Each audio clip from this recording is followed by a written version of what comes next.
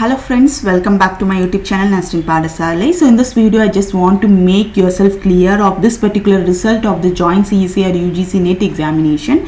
So once you have downloaded this result, then you can able to see the result has been divided into two parts. So first part or part number 1 is CSIR JRF and next part is with respect to UGC JRF. And there are many differences between both the things, friends, that you should definitely know. If your roll number has been listed in this particular thing, then there are few advantages but many disadvantages if your roll number has been listed in this the CSIR JRF. And if your roll number has been listed or if you are one among this 3300, then there are many advantages for you. Okay, so in this video I'll be detailedly explaining you all those things. So the first and foremost thing, if your roll number has been with regard to fellowship validity. Okay, so if your roll number has been listed under the CSIR JRF, then your fellowship is valid only for 2 years. Okay, so if you check with this particular result release date, so we can check in the last part of this particular thing. So the date of release of declaration of the result is on March 24, but here you can able to see the fellowship is effective from July of 1st.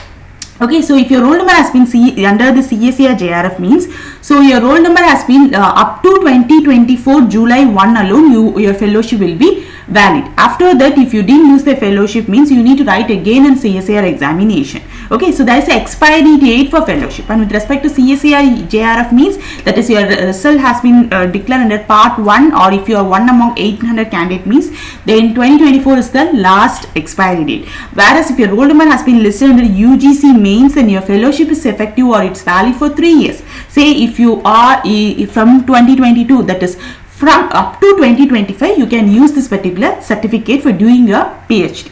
So I am showing you my personal certificate or my certificate, friends. Since I had cleared under UGC JRF, here you can able to see my fellowship is valid for 3 years. Here they had mentioned you should apply for PhD program as soon as possible, but not later than 3 years. So they are giving extra 1 year as a fellowship thing. Okay. Next important thing is that if your roll number has been listed under part 1, that is if you are considered as a CSIR JRF means, then the document verification process is really a hectic one, friends. Okay, so based on my personal suggestion I am saying, so here you can able to see qualified candidate whose roll number are listed under part 1, that is CSIR JRF means you need to send all the document with respect to mark statement, STEM certificate, final mark statement, your caste certificate, everything to this CSIR office. Either you can send them to hard copy through courier or you need to email them and they will do verification process. Whereas if your roll number has been listed in the UGC JRF means there is no verification documents, friends. They no need to verify document, simply they will give you the eligibility certificate or e-certificate. How? If you ask me how means, so after releasing the result, they will, here you can able to see result of JOINT CSIR UGC NET examination. So by clicking this link, here they will give you few particular document. So just how you had downloaded your admit card from this website, you can also download your result, that is e-certificate, from the same website itself. So this is a particular format, and I had already uploaded some good video related to how to download your e-certificate. I'll give the link in the description. Please follow that video. Next thing, simply by clicking this particular document, your certificate will be downloaded in the PDF format, and to open the PDF format, here they are giving a few passcode and you need to put your passcode to download, and you can keep your e-certificate in your hand. So within 1 or 2 days itself you will get your e-certificate in your hand. But if you are a CSIR JRF, then you need to wait at least for 15 days to 30 days of time period, because you need to collect the document in your hand. For collecting the document, you should have your valid caste certificate in your hand. If you are applied under EWS, OBC, you should have all the document in your hand. If you don't have the document, then you need to approach your collector office and you need to get the document in your hand. You need to send the document to CSIR. The CSIR need to verify the document. Once they need a verification, if every content given in your document, original content, everything is matching with your admit card or your scorecard, then they will release the document as soon as possible. But if they found anything as anything wrong means, then they will ask you to update your certificate. It's really a hectic thing. So they will take at least 30 days of time point to release the certificate.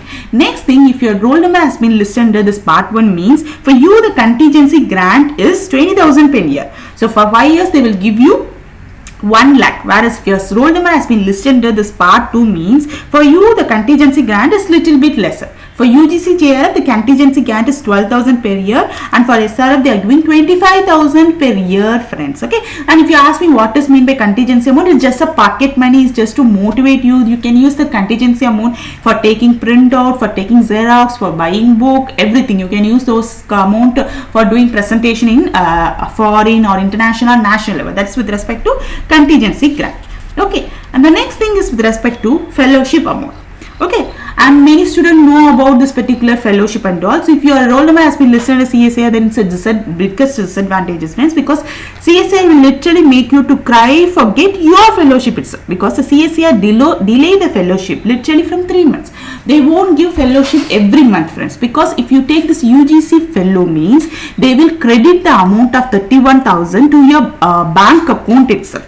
Okay, every month you will get a salary or stipend on time, because only then you can run your Indian family, because the stipend is considered as a salary for you, and through the salary only you will be doing all the rent, you will be paying rent, you will be paying your EMIs and all.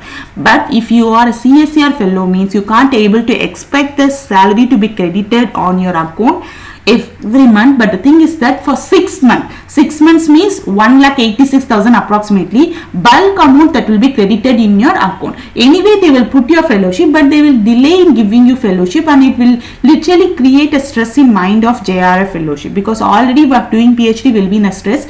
To getting a fellowship, they will ask us to visit every offices in your institution. So but the advantages is that you can save a lot of money. Since you are getting 6 months fellowship, you can directly utilize those 2 lakhs for buying some property, or you can put them as an interest or fixed deposit in any of our account. Okay, whereas you can get a salary, or you can use some other amount either by giving interest, or you can do something.